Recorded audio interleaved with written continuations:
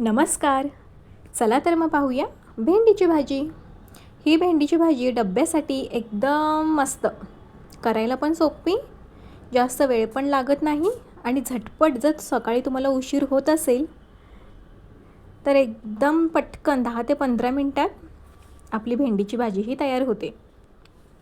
चला तर मग आपण कृतीला सुरुवात करूया. इथं मी तेल तापत ठेवलेलं आहे. भेंडीच्या भाजीला जास्त तेल घ्यायचं नाही बरं का. मी ते 1 ते 1.5 चमचा छोटंसं तेल घेतलेलं आहे. त्यामध्ये मी मिरच्या घेतलेल्या आहेत 2 ते 3. त्या पण अशा मधनं मोडून घ्यायच्या. जास्त मिरची बारीक चिरायची नाही, त्यामुळे काय होतं, भेंडीची भाजी जास्त तिखट होऊ शकते. जर तुम्हाला लहान मुलांना जर ही डब्याला भाजी द्यायची असेल तर शक्यतो मिरचीचा वापर कमी करायचा. आणि मोठ्यांच्या डब्यांसाठी जर तुम्ही वापरणार असाल तर हरकत नाही जास्त मिरची ठेवली तरी. आता मी इथे बारीक चिरून घेतलेला कांदा पण लगेच फोडणीला टाकून घेतलेला आहे. इथे मी 2 छोटे कांदे मस्त असे बारीक चिरून घेतलेले आहेत. व्यवस्थित तेलावरती छान असे परतून घ्यायचा कांदा.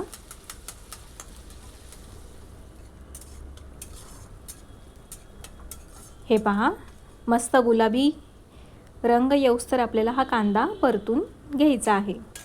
कांदा छान परतला गेला की मग यामध्ये मी 1 छोटा लाल टोमॅटो घेतलेला आहे. तो देखील मस्त कांद्यासोबत व्यवस्थित परतून घ्यायचा, भाजून घ्यायचा आहे.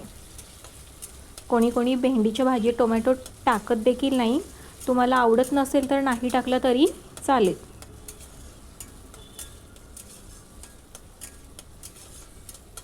कांदा पटकन शिजावा म्हणून यामध्ये तुम्ही चिमूटभर आधी थोडंसं मीठ ॲड करून पटकन कांदा भाजून देखील घेऊ शकता.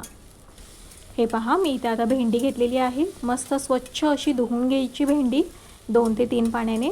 स्वच्छ धुलेली भेंडी मग कापडावरती, सुती कापडावरती पसरवून ठेवायची. व्यवस्थित ती पुसून घ्यायची आणि मगच कटिंगला घ्यायची आहे. म्हणजेच भेंडी बारीक अशी चिरून घ्यायची मस्त व्यवस्थित पुसून झाल्यावर. जर भेंडीला वरती पाणी राहिलं तर मग आपण भाजी करताना ती चिकट होऊ शकते भेंडी. म्हणून सुटसुटीत भेंडीची भाजी मस्त अशी न चिकट होण्यासाठी तुम्ही व्यवस्थित आधी भेंडी पुसून सुकवून मगच चिरून घ्यायची. अशी भेंडी चिरून घेतली तर आपली भाजी चिकट होत नाही. आता मी इथे चवीप्रमाणे मीठ वापरलेलं आहे.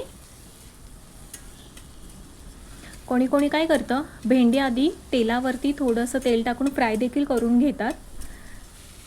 पण काय होते, पटकन गडबड असते सकाळी, 2-2 कामं पटकन होत नाहीत किंवा शक्यतो त्या भेंडीला जास्त वेळ लागतो. आधी एकदा परतून घ्या, मग परत कांदा परता, मग त्यावर भेंडीही टाका. खूप वेळ जातो त्यामध्ये.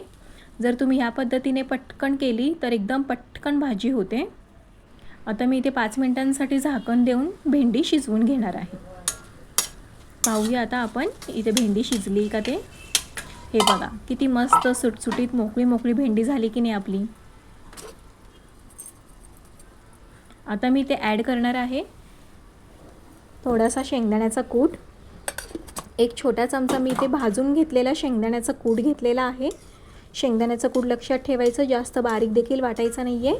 मस्त असा भगर भगर वाटून घ्यायचा आणि मग या भेंडीवरती टाकून 2 ते 3 मिनिटांसाठी फक्त परतून घ्यायची भेंडी की मग झाली आपली मस्त अशी भेंडीची भाजी तयार. आहे की नाही छान आणि मस्त सोपी रेसिपी. अशा छान छान रेसिपींसाठी पटकन सबस्क्राईब करा बरं. परत भेटूयाच अशा छानशा मस्त अशा रेसिपीसोबत. खूप सोपी आहे, नक्की करून बघा. Bye bye.